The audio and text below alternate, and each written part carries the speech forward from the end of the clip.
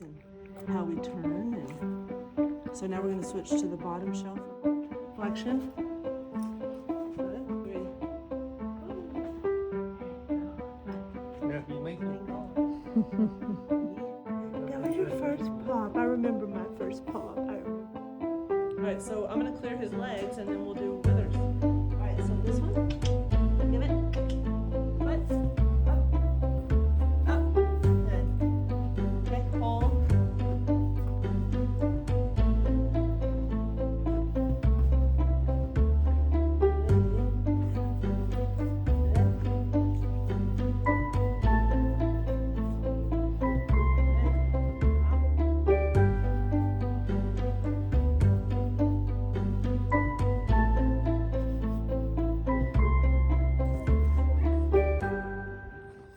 So, hold on just a minute, Nick.